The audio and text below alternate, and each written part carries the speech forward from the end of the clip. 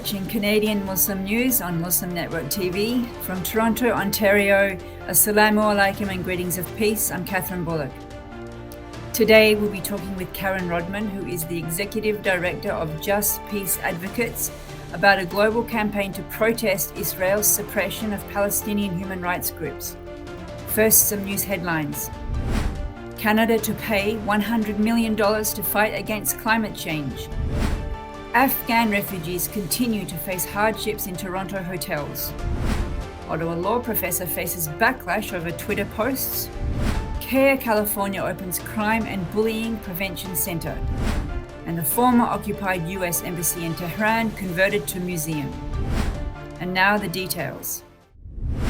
As the 26th United Nations Climate Change Conference in Glasgow draws to a close in what Prime Minister considers a productive summit, he has advocated for putting a price on pollution to reach global climate goals.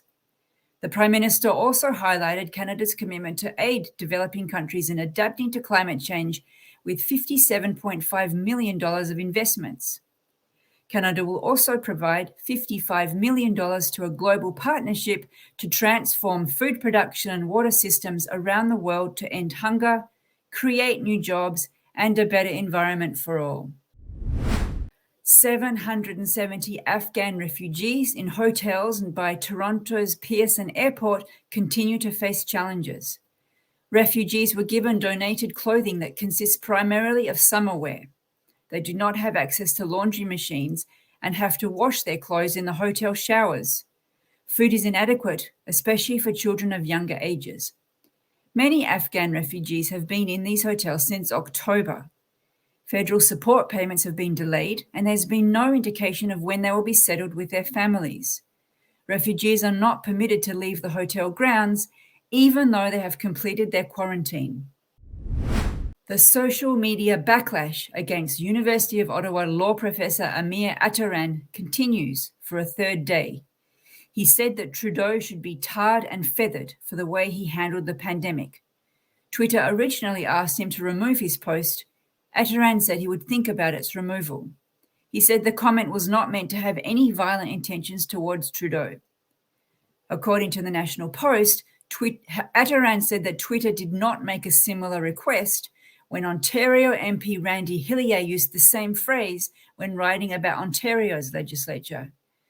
Attaran has faced public backlash previously for his comments that Quebec was led by a white supremacist government. The Council of American Islamic Relations opened a bullying and hate prevention center in Anaheim, California. The center is the first of its kind in Los Angeles. It will focus on crimes and cases of bullying that affect minority groups, including Arabs, South Asians, and Black people. According to the Orange County Register, interim director of the center, Maseh Fuladi, said that these groups are typically targeted at schools, mosques, and college campuses. The center is especially welcome after a report by CAIR California showed that 56% of Muslim students felt unwelcome in school due to their religious identity. Parts of the former US embassy in Tehran now serves as a museum for foreign and local visitors. In 1979, Iranian students stormed the US embassy in Tehran and took at least 60 hostages. The incident played a key role in creating tensions between post-revolutionary Iran and the US that continue to exist until today. The footage here shows the walls of the embassy building covered with anti-US slogans. Only the main building of the US embassy is now open to visitors, which covers an area of 50,000 square meters. One of the rooms includes a glass box in which diplomats conducted top-secret conversations without fear of being overheard. That's it for the news. And now our interview with Karen Rodman about a worldwide campaign to protest Israel's suppression of Palestinian human rights organizations. Welcome to the show, Karen. Thank you so much. Last week, on October 22nd, the Minister of Defense in Israel, Benny Gantz, has designated 6 Palestinian human rights associations as terrorist. That brings it to 10 this year. Do you have any sense of why this is happening? It's hard for any of us to know why, but that is certainly the question that people are asking. Why now? Why at this time? Certainly the thought around the ICC, the International Criminal Court case, and moving forward with that case is seen to be maybe part of it, concerned by Benny Gantz and the Israeli government around the move towards prosecutions of war crimes, of which individuals would be involved in, as well as the Israeli military. The other thought is that it also is partially a testing of the water to see just how the international community will respond in this regard. Certainly with these 6 groups, they are representatives of groups that have been taking the cases and doing the work to get the cases to the International Criminal Court, but they also represent civil society in terms tell of us a little bit farmers about what they do. Yeah, tell us a little bit about what these organizations do. Thank you so much. Yes. So organizations like, in particular, Al-Haq has done the work related to bringing the cases towards, into the International Criminal Court. Other organizations such as Adamir and Defense for Children International Palestine are working with prisoners, defending prisoners, representing prisoners, documenting, investigating around both children and other adults that are prisoners, and other groups like the agricultural and farmers, and the women's group, and BISAM, which does research on the ground, these are all really focused on civil society, right? Civil society and protecting Palestinian human rights. Now, let's just make a clear statement for those who might not be following. What exactly does it have to do with the International Criminal Court? Yeah, so the case has come forward to the International Criminal Court over a number of steps. And so the idea is in terms of prosecuting Israel specifically around war crimes that have been committed, in particular around Gaza, but also the settlements. So anything that would come under the Fourth Geneva Convention would be considered war crimes. And so the International Criminal Court is a body to be able to prosecute that, and that is continuing to move forward. There have been a number of blockages over the years, but that would seem like that would be a focus right now in condemning these organizations on this designation list. So what has Justice Peace Advocates done in response? Yeah, so a number of groups internationally have been doing lots of work and call out in regard to these organizations being put onto the designated list.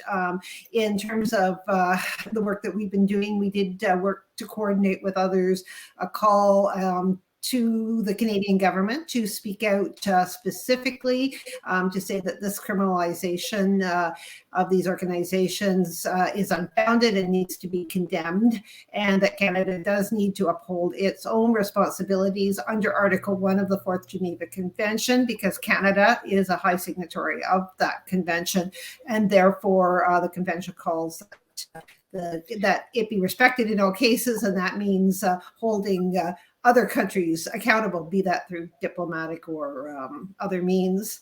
This letter is just asking the Canadian government to hold Israel accountable. That's sort of a bit vague. Are there specific ideas in mind? Yeah, well, certainly, what we would hope, and I mean, but it's not all that likely, but would be diplomatically, but and also with economic sanctions. And there have been a number of calls, Kathy, over this past year around two-way military embargoes, those sorts of messages that would be sent. Also, there is, you mentioned a parliamentary petition or other things that we've been doing. There is a parliamentary petition that member of parliament for Scarborough Centre, a Liberal member, Salma Zayed has sponsored. She actually sponsored it in the last session of government, and she was able to read it into Parliament. There were almost 5,000 signatures at that time, but with the election being called, the petition didn't follow through for a response. So essentially, she's re-sponsoring that, and that petition specifically names the work that has been done by Al-Haq, DCPI, Defense for Children International Palestine, and other groups in documenting specifically to military law and children, both in terms of treatment of the children and imprisonment of children in Palestine. And that call is very specific. That call is to ask the subcommittee, the Human Rights Subcommittee of the International Foreign Affairs Committee of Parliament to undertake a review of that situation and come forward with recommendations and statements in that regard.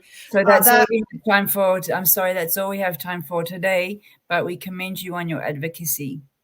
Great. Thank you so much. Thank you very much for joining us today, Karen. I'm sorry we don't have time to get into more details. If anyone wants to sign the petition, they can go to Just Peace Advocates website. Thank you for watching. Stay tuned for the next episode. Stay safe and God bless.